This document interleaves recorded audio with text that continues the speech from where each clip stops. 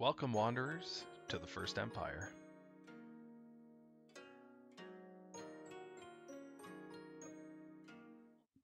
Even the most definitive reports of the history of Kenshi are sporadic, uncertain, poorly documented, and largely subject to speculation. This sort of theorizing is only natural, of course, due in large part to the annihilation of the preceding civilizations and most, if not all, of their existing infrastructure. Lost with them were their secrets to technological progress, as well as the cause of the abrupt and violent changes which rock the continent. For this discussion, I will do my best to avoid rampant speculations on my part, though I do have my own theories that are in excess of the established lore. I'll be sure to include a disclaimer when and if I do propose my own theories. If you feel I've missed anything or you have your own theories, drop a comment down below so we can continue the discussion. Now, I made the declaration that the lore of Kenshi is vague. However, the information we do have at our disposal tells a pretty dark story. The Empire has a pretty colorful history. Not all of it is positive. The length of time during which the First Empire was in power is entirely unknown. It is clear from the ancient ruins that the reach of this civilization spanned the entirety of the continent, and the level of technological advancement was frankly extraordinary. This mechanical superiority is misunderstood and at times feared by most of the continent's current inhabitants. This stigma is the impetus for a still ongoing crusade fueled by the xenophobia of the Holy Nation and their religious ranks.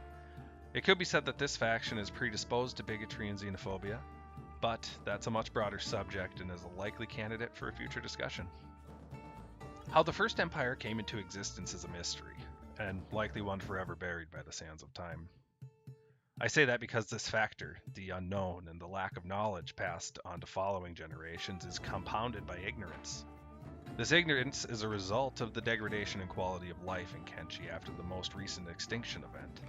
Most of the population is too preoccupied with survival and fulfilling their basic needs to invest energy in education. To put it simply, the preservation of history is a luxury the population of Kenshi can't afford. This leads most theorists to the unfortunate conclusion that the method and timeline surrounding the inception of the First Empire will forever remain a mystery.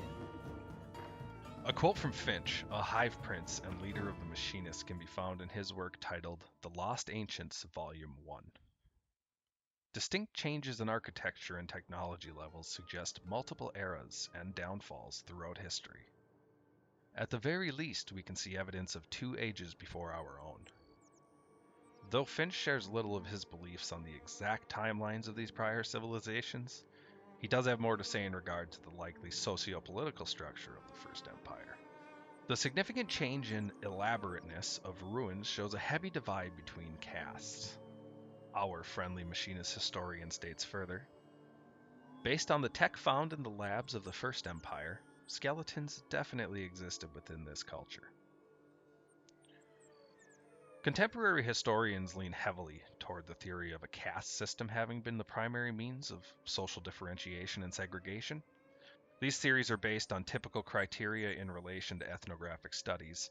The difference between the First Empire elaborate ruins and slums is a clear indication of castes, or at least could be considered a clear indication of castes. The workforce or equivalent would have had much worse living conditions than the nobility and merchant classes, or, in the case of Kenshi, entire species may have been segregated to ghettos and lesser economically sophisticated areas. The consensus that a caste system existed is not entirely surprising. It really is not an uncommon way of categorizing or organizing a population historically. Though it may not be the most progressive method, it definitely is an effective one. The possibility that the First Empire implemented a caste system based on xenophobic principles is fairly well supported. However, it is unknown which species was on the bottom rung of the social ladder and at which time. Ideally, some of the following sources will allow you to begin to form your own theories and opinions on this particular piece of lost knowledge. There is more to the discussion of culture than a simple caste system. Fellow theorist and author Sabina writes in her installment of The Lost Ancients, Volume 2, quote, "Judging by the relics and advanced technology from the First Empire, its culture was largely skeleton-based." End quote.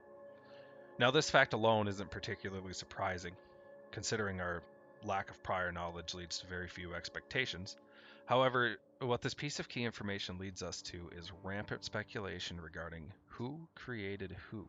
The inhabitants of the first empire consisted of organics and skeletons, a species of humanoid robots. These native peoples are referred to almost exclusively as the Ancients. The claims that organics and skeletons coexisted are built on a solid foundation, and there is little debate in that regard. Theorists are in disagreement as to which race was here first, but our pal Finch brings to light an observation invaluable to this discussion.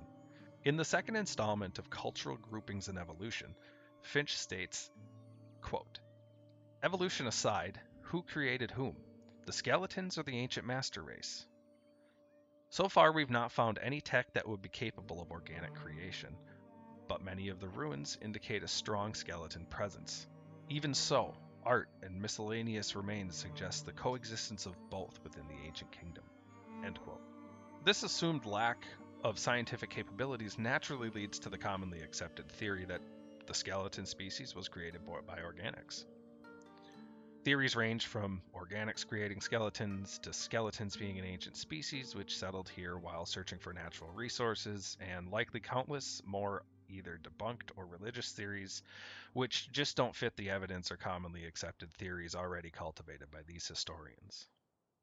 Sabina in particular states with conviction, and this quote may be found in the literature Mass Extinction 2, quote, "Skeletons were either the sole race of the ancient civilization or the master race. No evidence suggests any other dominant race. How the skeleton first came into being is irrelevant." End quote.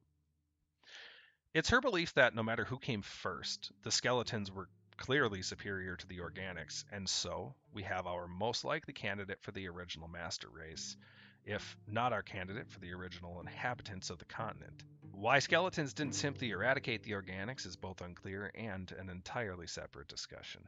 An interesting point to be made is that skeleton player characters will at times recite lines such as, "Man became afraid of the destructive capabilities of its own creations," and that quote goes on further.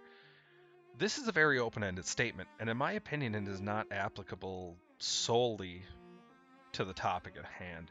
This could mean skeletons, however, it's possible, as we will learn, that a superweapon or series of global conflicts played a part in one or both of the known extinction events. It is because of this that I'm wary to credit the previous quotation with any direct reference to the skeleton species as a whole, as it could just as likely be referring to the organics developing nuclear or greater caliber weaponry. The opposite could be argued. That's kind of the beauty of the Kenshi lore. All of that being said, as we learn through the authors of Mass Extinction, Volumes 1, 2, and 3, the First Empire was thrust into conflict. Little to nothing is known about this conflict and the aggressors involved. This conflict led to the development of advanced weaponry in the form of behemoths, towering skeletons crafted for combat, and gifted with an awareness akin to that of mankind, though lacking the freedom of thought needed to avoid their subsequent destruction. Once this conflict had been fought and man emerged the victor, fear began to fester. Fear of the behemoths, the weapons they had constructed. With their immediate threat vanquished, the organics quickly came to see their self-aware weaponry as the possible next threat to the Empire. The decision was made to euthanize the behemoths, and all but one was led to the pool of obedience. A single behemoth by the name of Stobe escaped, though the means of his flight is unknown. This is a key turning point for the Empire, a point from which there really is no return.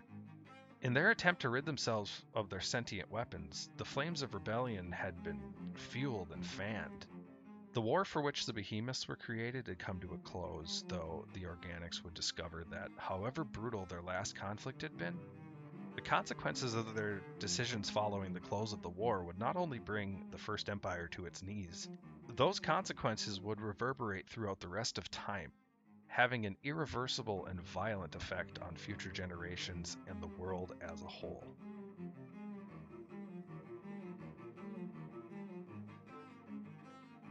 If you made it this far, thanks for stopping by. Bring your own arguments to the table in the comments below. Tell me anything I fucked up there as well.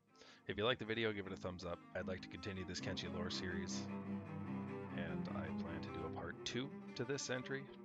which will go into the end of the First Empire, as well as the beginning of the Second Empire, and some or all of the lifespan of the Second Empire. Until next time.